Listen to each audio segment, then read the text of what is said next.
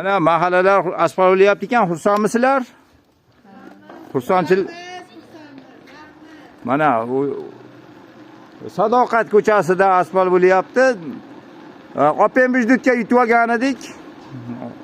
Hozir mana shu asfaltni boshlashibdi. O'sha oltariqda tursam, bir ikkita telefon qildi, kelib syomka qiling. Bizni ko'chalar asfalt bo'lyapti deb suyunishganidan telefon qilishdi. Hozir abid qilishyapti ekan, mana hozir abid qilayotgan joylarida ham bir intervyu qilishimiz mumkin. Asfalt qay darajada sifatli bosilyapti, necha yil, buni garantiyasi necha pul, necha yil, qanaqa qalinlikda bosilyapti, shular to'g'risida bir hozir bir nima qilib qo'yamiz, intervyu qilib qo'yamiz. Oldin asfalt bosilsa, qandaydirki bir nima bo'lib ketar edi, asfaltlar tezda yo'q bo'lib ketar edi, g'adir-bidir bo'lib, hozirgi paytda qanday sifatlida bosilyapti, buni ham bir nima qilib intervyu qilib so'raymiz hozir. Qay darajada standartlarga javob beryapti.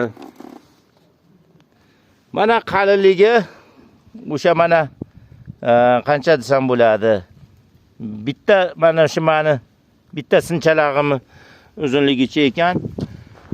Taxminan bir 6-7 santimetr chiqsa kerak.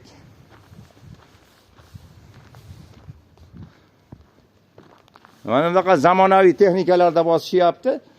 Bu menimcha bu Xitoy Respublikasining, Xitoy Xalq Respublikasining texnikalarini endi o'zlari biladi. Mana katoylar o'z avtoyo'l degan yozuvi ham bor ekan. Endi hozir mana qalinligi mana shu holatda bo'lyapti mana. O'sha bitta sinchalarni uzunligicha taxminan bir 6 santimetrlar bor.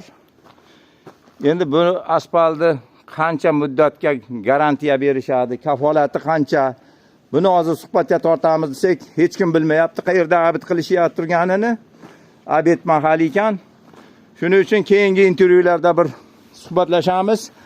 Qancha kafolati bu asfaltni, necha yil kafolat berishadi asfaltlariga.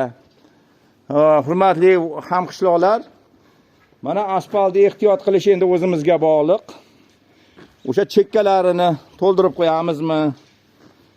Betonlab qo'yadigan joylar bo'lsa betonlab qo'yamizmi? Barchasi o'zimizga bog'liq. Ehtiyot qilish o'zimizning qo'limizda. Asfalt qiyincho'r, mana qancha open byudjetlar bo'ldi, qancha orzu qildik bu asfalt bo'lishlarini. Yomg'irda lo'y bo'lmaydi, chang bo'lmaydi.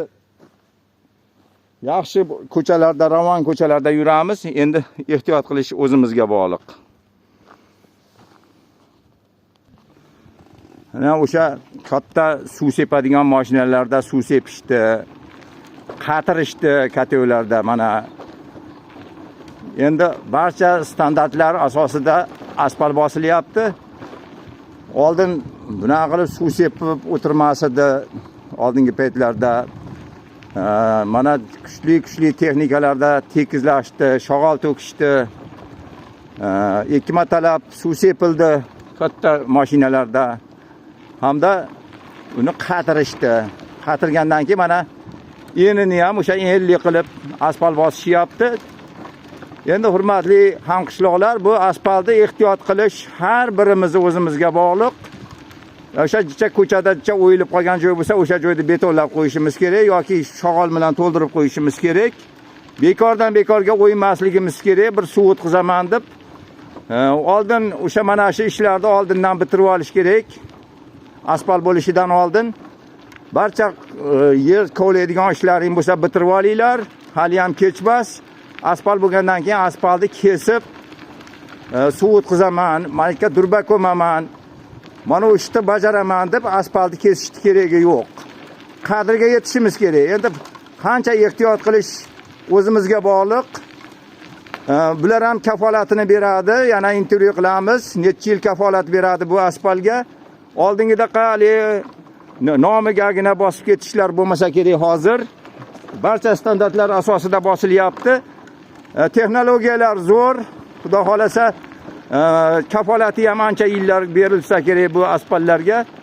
Keyingi intervyularda batafsil gapiramiz. barchani xursandchiligi beqiyos.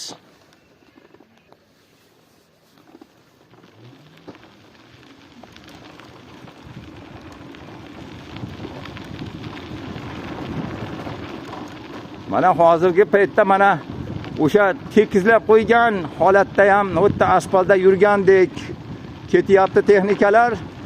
Chunki tekizlab qatirib qo'ygan, juda ham tekis holatga keltirib qo'ygan asfaltni bosishdan oldin barcha texnologiyalar ishlatilyapti. Hamma xursand, mahalladagilar ham xursand.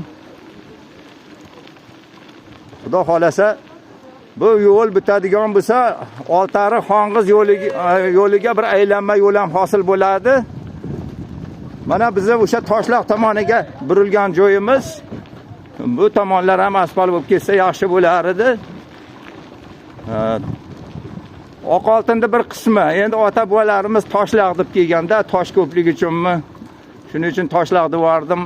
Bu Oqoltin ko'chasi. Mana shu tomonlar ham keyinchalik asfalt bo'lishi kerak. Har bitta burilishlar, har bitta ko'chalar qolmaydi, hali keyinchalik bo'lib ketadi. Balki shu kunlarda bo'lib ketar. Buni ham kilometri bor, o'ziga yarasha. Qancha kilometr bergan.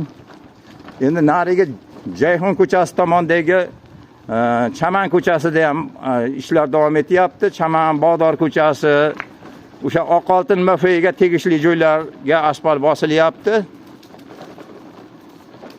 Bizi o'sha mana sobiq Estir paytdan beri mana shu bizi ko'chalarga asfalt bosilgani yo'q. Mana shu Oqoltin ko'chasiga bir marta bosilgan edi. U nechinchi yili bosilganini uni bilmaymiz, lekin yo'q bo'lib ketgan. Chunki u paytdagi asfalt bosishlar ham o'ziga yarasha bo'lgan. Hozirgi texnologiyalar juda ham kuchli. Asfalt bosishlar juda ham o'zgarib ketgan. Hozir juda ham qattiq texnologiyada ish olib borilyapti. Yangi chiqqan texnologiyalarda bosilyapti asfalt. Garantiyasi ham, hali kafolati ham hali qancha berishadi, qancha bas kafolati bor buni. Albatta buni asfaltni bosgan odamlar o'sha injeneri bormi, boshlig'i bormi, hammasi o'sha qog'ozlariga, dokument, hujjat ishlariga qo'l qo'yishadi. Bular arxivda saqlanadi. Bu asfaltlarni endi hozirgi paytda qonun bo'yicha bosishyapti hamda buni kafolatiga ham o'zlari javob berishadi.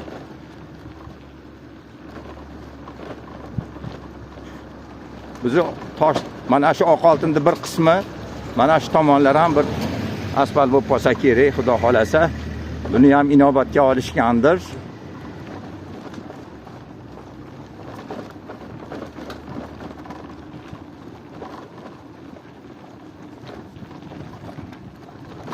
Xursandchilik cheksiz, odamlarning kayfiyati yaxshi, zo'r. Opem bujdidan bor bo'lsin. Mana suvni ham yetib olgan edik. Suvlarimiz ham chiqib turibdi. Opem bujdit degani endi bir lotereyadagi gap bo'lsa kerak-da, o'sha ko'pchilik ovoz bersa, o'sha tomonni ishi bitib ketaverar ekan. Ko'pchilik ovoz olgan tomon. Mana bizni ko'chalar ham kengayib, xudo xolasa, asfaltlar bo'lib qolsa juda ham yaxshi bo'lar edi. E'tiborlaringiz uchun rahmat.